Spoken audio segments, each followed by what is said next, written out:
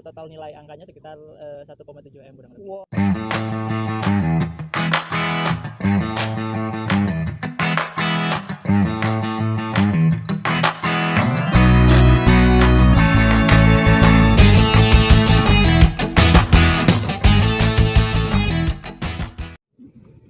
Halo milenial, jumpa lagi dengan saya Iji Jelani, pendiri komunitas Rindu Diskusi.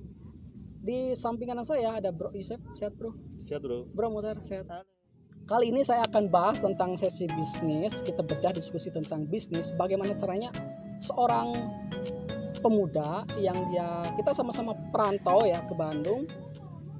Kita dulu sama-sama makan gorengan yang galen. Ya tahu ya galen ya, yang sudah kemarin dan itu 500-an zaman dulu. Kemudian nasi yang sudah kering ditaburi garam dan dimakan di atas kresek hitam. Plastik yang dirobek. Ya, sedih. Tapi situasi berubah bro. Sekarang sudah 11 tahun berlalu dan mereka sudah sukses, sudah go nasional, tapi modalnya 0 rupiah. Nah, untuk lebih tahu tentang apa sih bisnis mereka, kiat-kiatnya dan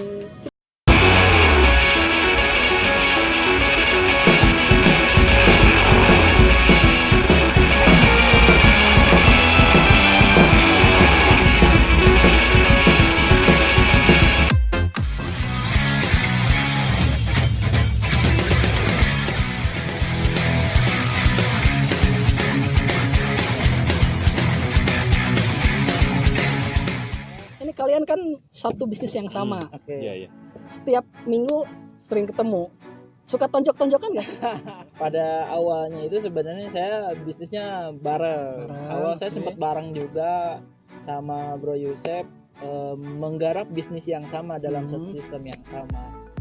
Cuman ternyata secara pertemanan kita nggak ada masalah, tapi ternyata ketika menjalankan suatu bisnis dalam satu sistem yang sama, satu manajemen yang sama, yang namanya perbedaan pendapat, perbedaan visi misi itu selalu ada. Bisnis apa itu dulu?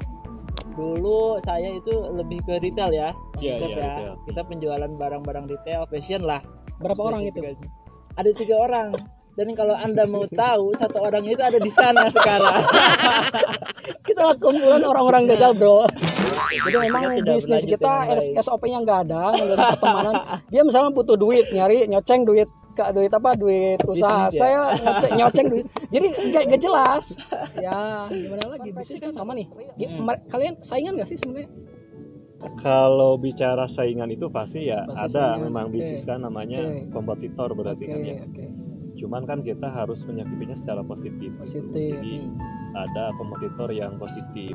Yang pasti kan kalaupun sama nice-nya gitu ya, Oke. kita harus ada pembeda lah. Kita menemukan solusi sebenarnya. Ketika produknya sama, pasarnya sama, ternyata kita nggak rebutan pasar ternyata. Karena luas banget Karena pasarnya. ternyata memang pasar di internet itu luar biasa luas. Boleh nggak kasih cerita singkat saja, bisnis di konveksi kan pernah kemana saja yang paling banyak? Kalau saya sih mungkin momennya kalau yang paling jadi sejarah penting lah dalam perjalanan bisnis saya itu memproduksi seragam untuk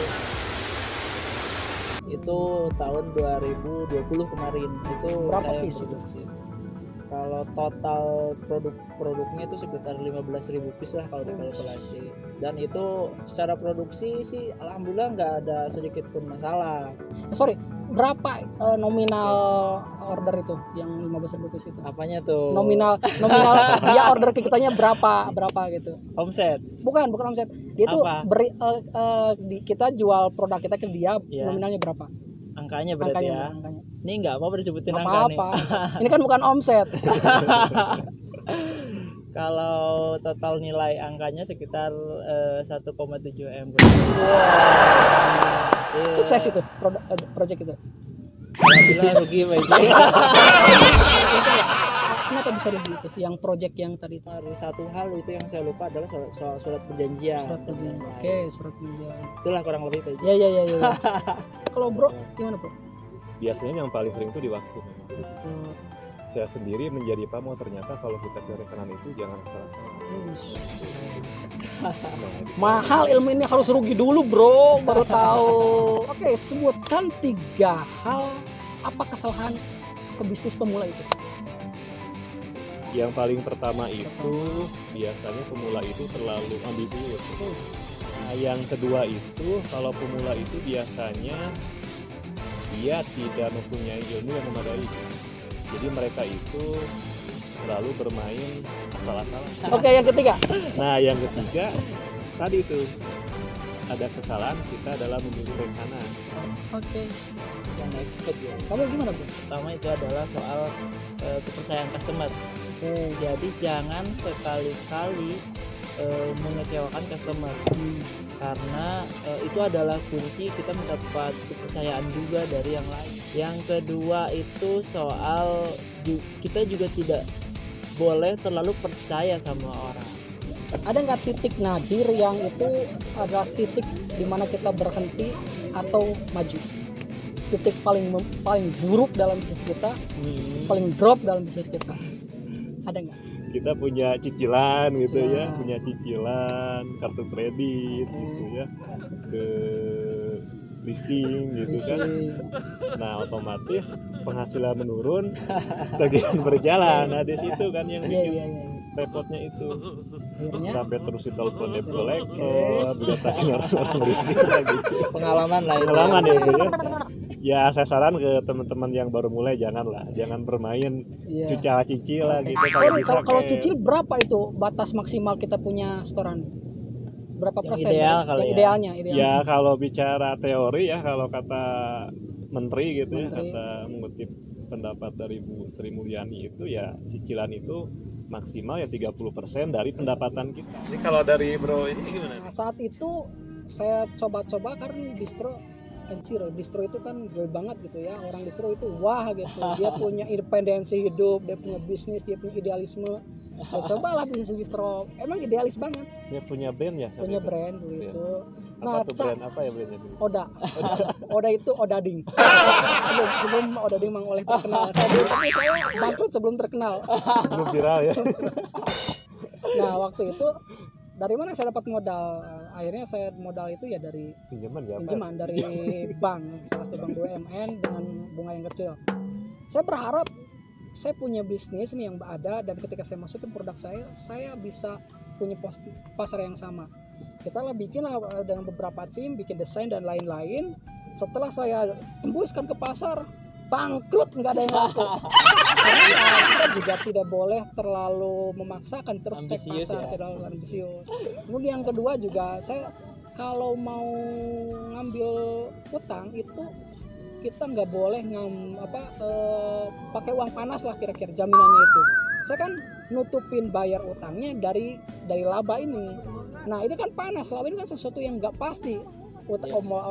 Bisnis saya bangkrut, tetap saya harus bayar utang ke bank, dan itu gila banget. Saya sampai nyekolahin motor 3 kali. Kemudian saya pernah tutup lubang, ngali lubang buat bayar kartu kredit 3 kali juga saya perpanjang itu. Sama ya nasibnya itu ya? Kita sama satu nasib, cuman bedanya kalian sukses sih. Pertama saya ngikut orang, jadi kalau bisnis nggak boleh ngikut orang, harus sesuai dengan passion kita. Dan yang kedua kita harus akurat pembukuan juga nggak boleh acak-acakan. Uang aset kita, aset pribadi, aset usaha harus dibedakan.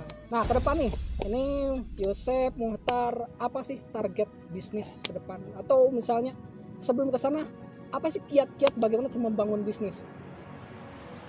Biasanya itu kan rata-rata yang menjadi kendala para pemula itu di modal biasanya. Rata-rata semua bilang itu saya nggak bisa nggak punya modal. Nah sementara padahal kan kalaupun orang punya modal belum tentu berhasil. Kan ya? Karena nanti kan ada manajemen modal, manajemen keuangan juga sebenarnya lebih rumit. Nah kalau baru awal-awal yang penting itu tadi sempat saya bilang keberanian untuk memulai.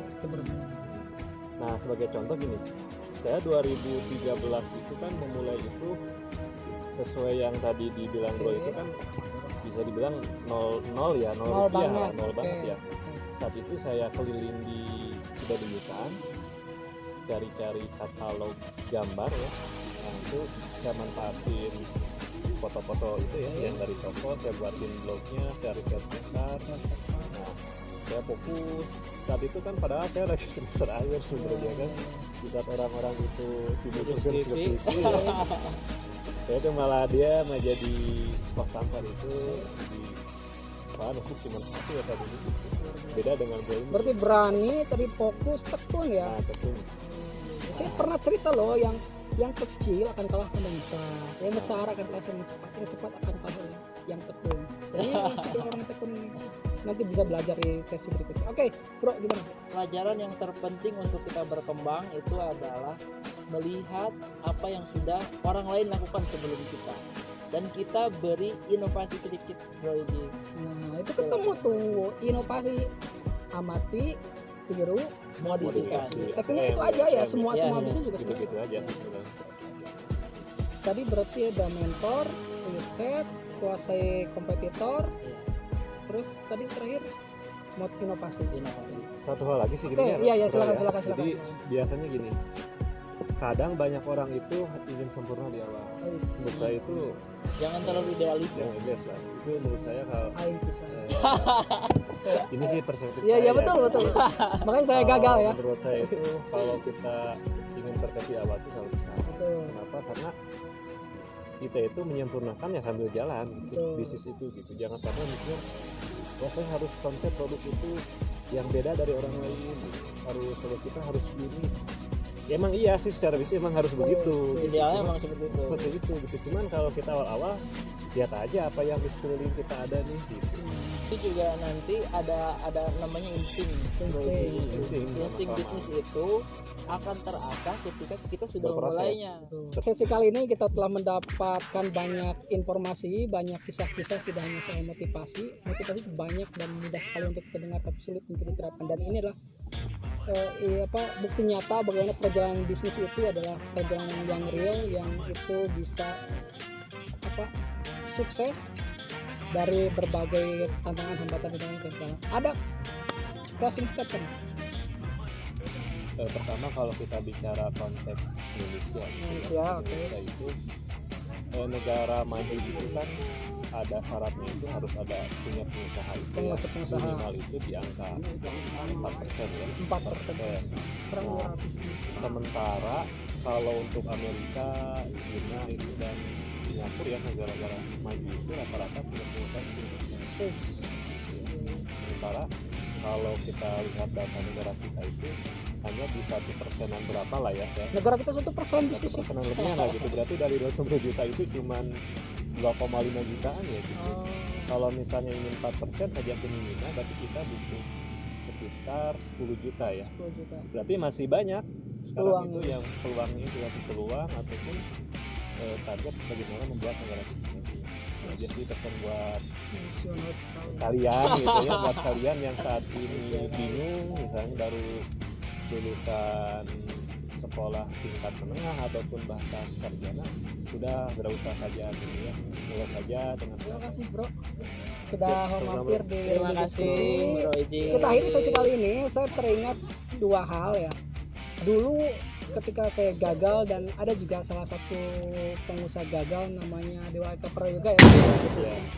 Dia itu gagal dan rugi miliaran rupiah. Dia dagang makanan itu dulu keliling-keliling tapi nggak laku, dan poin terakhir yang bisa dilakukan adalah menulis kegagalan, dan bukunya laris luar biasa. Artinya apa? Betul tadi, kita mulai dari passion kita, keyakinan kita, mulai dari peluang dari sesuatu yang kita miliki. Terima kasih atas segala perhatiannya. Jika channel ini menarik, penting dan bermanfaat, silakan like, subscribe, dan komen. Bye bye. Dadah.